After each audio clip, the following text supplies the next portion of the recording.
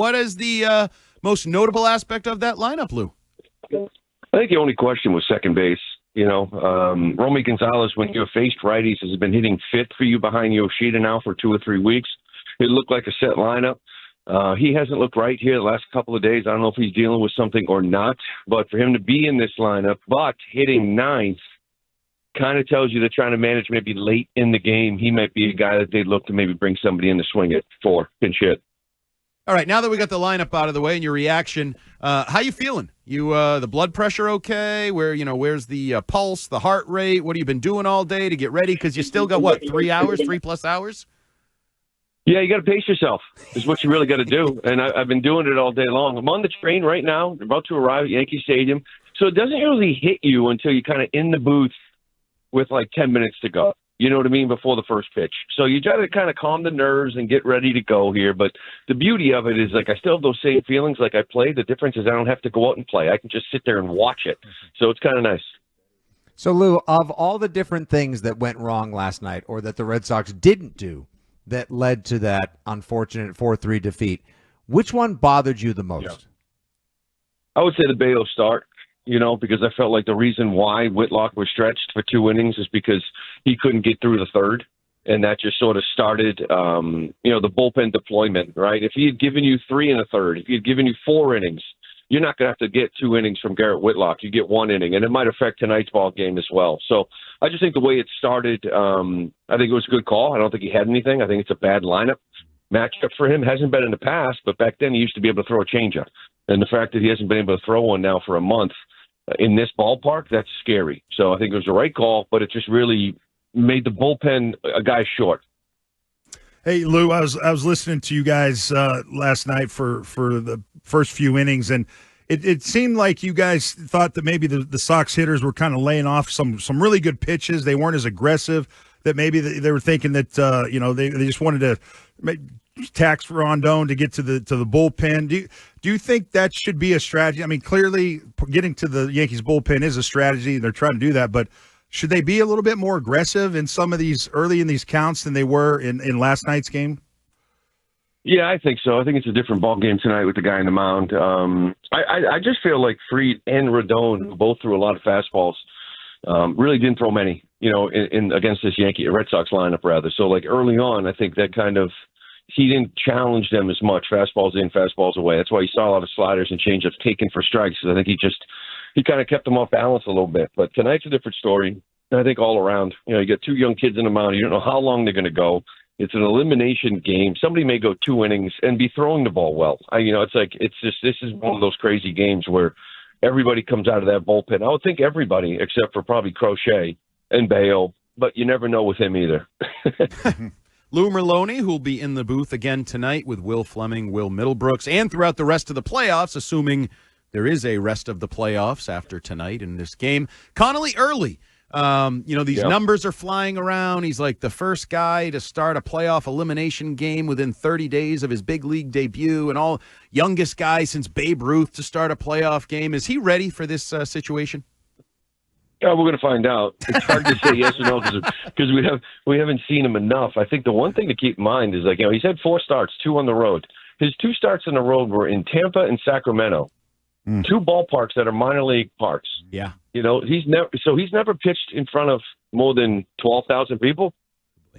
On the road, that is. He's never pitched in a ballpark with a third deck, and the Yankee Stadium experience is going to be a little bit different. But I tell you what, he puts me at ease. Like, he's a calm guy out there in the mound. He gets a ton of swing and miss.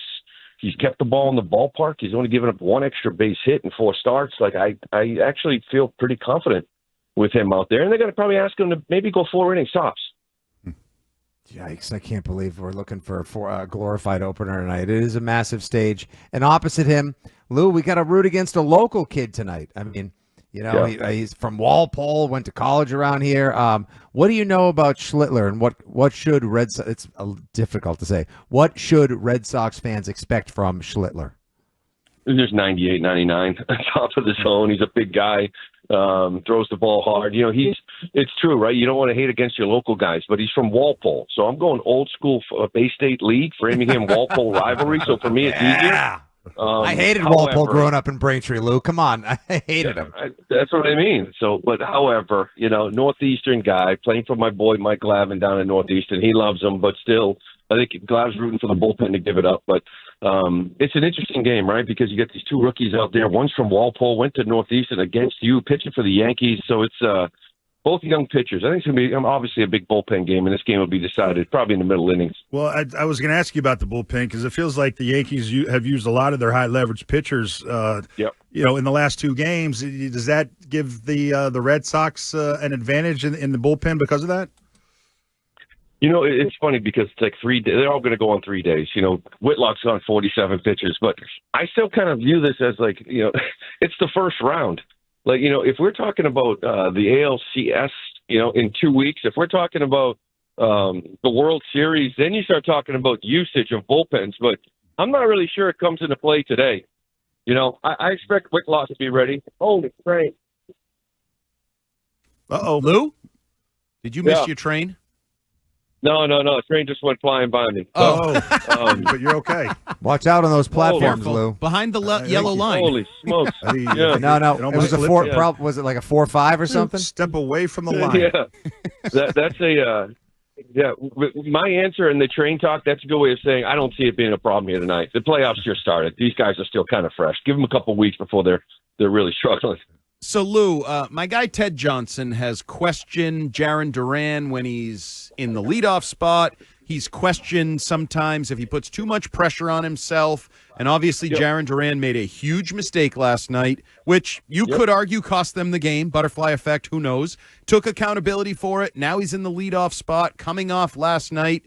Do you expect him to bounce back? Do you think he's a guy that can use that as motivation, try to do too much? Could it hinder him? What do you get from him tonight? Yeah, with him, it's just a wild card. That's the thing. I think a lot of times, it wasn't the best series for him, strictly because he's coming in facing Fried and Rodon. He's going to be the lefty that plays every day. He's 2 for 26 off those two guys combined. He doesn't hit well in Yankee Stadium. So it wasn't really set up for him very well in the first two games. And when that happens, I think he realizes how important he is to the team. And if he's not swinging it, I think sometimes he takes it out on himself, obviously. And in the field, sometimes it can be a little shaky. So that play there, you'd like to see him make it. There's no question about it. The key for him tonight is going to be lay off the fastball up, because that's a pitch that he likes to chase. He likes to swing at. And Schlittler's got a good one. It's going to be 98 up top there. So hopefully he can rebound. One swing of the bat from Jiren Durant can change it. We've seen that, right? And like these games where guys have kind of struggled in a series, and all of a sudden in the clincher, somebody who has struggled comes up big, and we sort of forget about the first two. So hopefully that's him. Lou, if you could pick anyone besides Duran to be the spark plug, to be the person that gets the offense going tonight, so we're not looking at a 1-0, 2-1 affair, who would it be? Well, it's got to be the two guys you kind of lean on here in Story and Bregman. Story's come up huge every time all year long when the team needs something or is winning big games or getting big hits. He's been in the middle of all of it.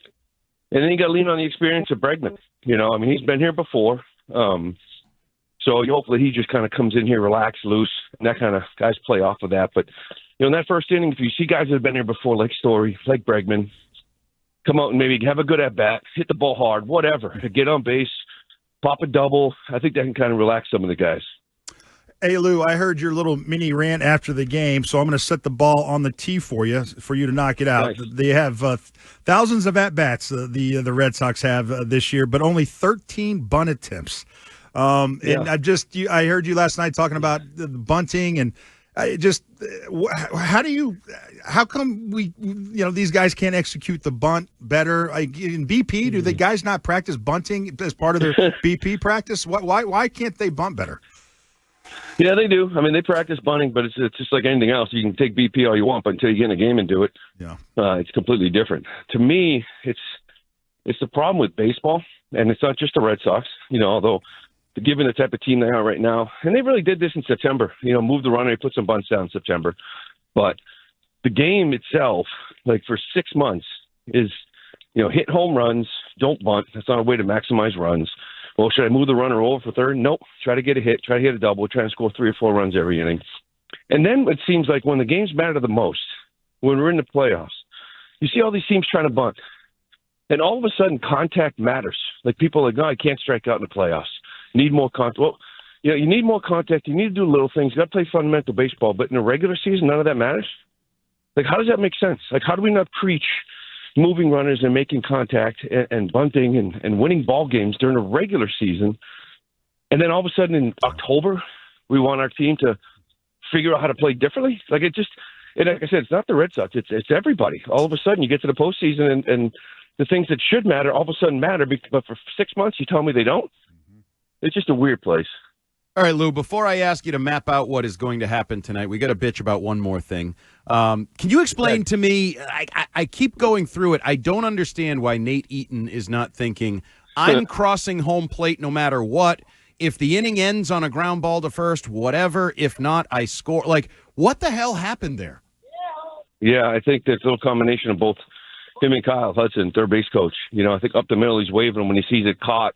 Immediately it's like, wait, hold on here, you know, because he may fake the throw to first, you know what I mean, like and hold it and probably just come home with it. That type of thought.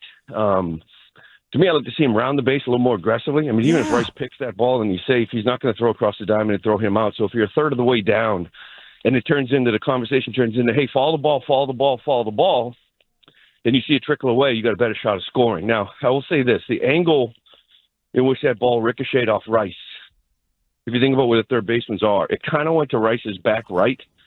And as a third baseman, third base coach, I'm not sure they knew he caught it or it trickled away. Yeah. Like, if that ball bounced towards the home plate, given where you're standing on third, you would have seen that.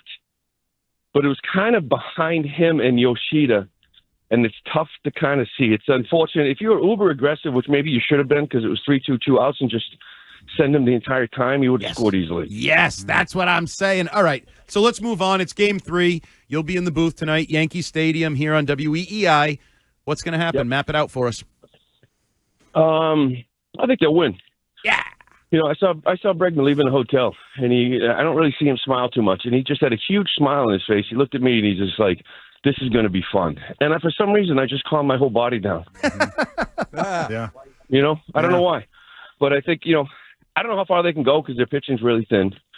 But I think that they can ruin this parade here in Yankee Stadium tonight. And I'm going to be here for it, and I can't wait for it. Love it. Lou's attitude immediately after the game turned to positivity. He had already forgotten about last night's game right after the game. Yep. Well, because Lou also That's the knows beauty of it. that in 13 straight wild card series, the team that won Game 1 won the series. Right now, and it's 1-1 in Detroit and Cleveland, so that is not false yet. No one has screwed that up, so Red Sox can ride that to victory. Hopefully, we're talking to you soon about Blue Jays, Red Sox. Enjoy the game. Have fun, bud. Hope so, too. All right, guys. Have a great one. Enjoy it. Big Lou. Thank you, buddy.